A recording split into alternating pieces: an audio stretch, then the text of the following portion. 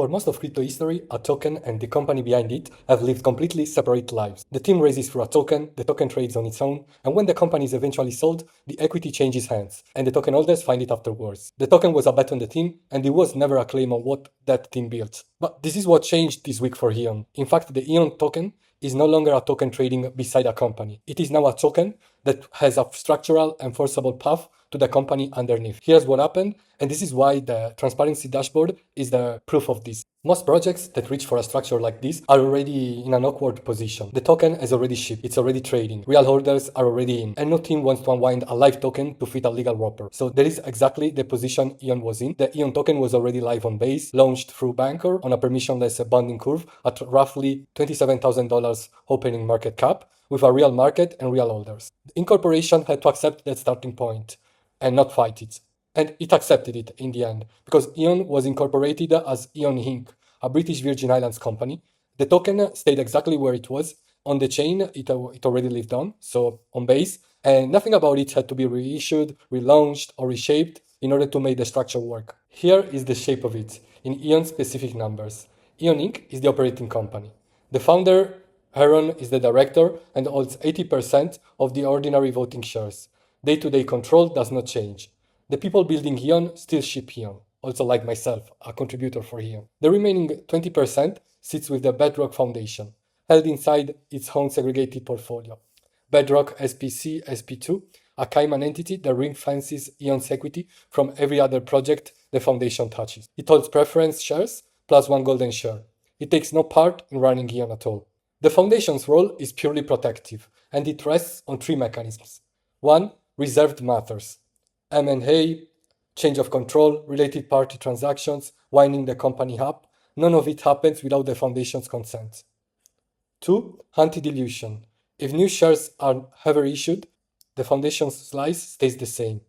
3. The golden share. Stepping rights that activates only undefined enforcement events like fraud, unapproved value extraction, criminal conduct. 3. The golden share. Stepping rights that activate only undefined enforcement events such as fraud, unapproved value extraction, and criminal conduct.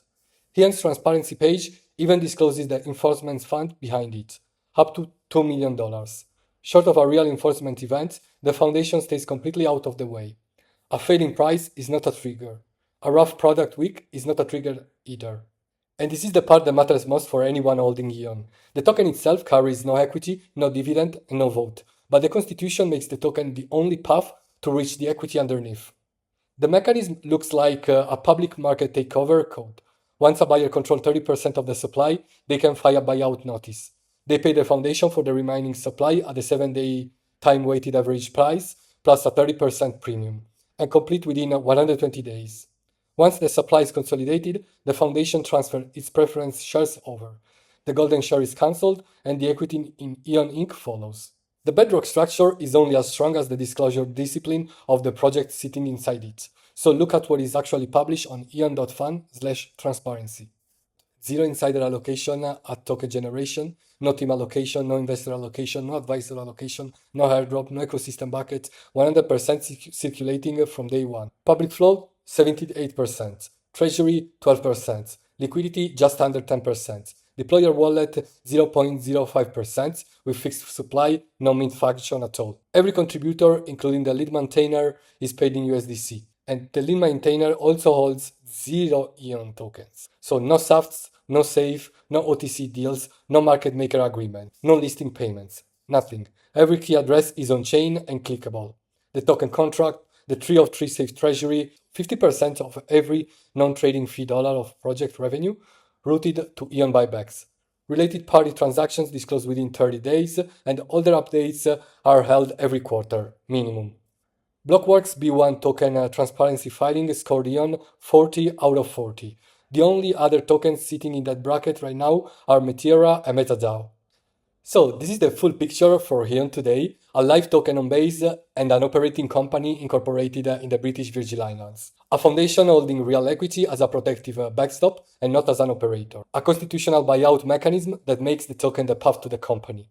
And a public transparency dashboard that lays every piece of it out in the open, address by address. For most of crypto's history, none of this was true at the same time for a single project. but for Aeon, right now, it is. Thanks a lot for watching, guys. Make sure to subscribe to our Aeon YouTube channel and see you in the next video. Bye!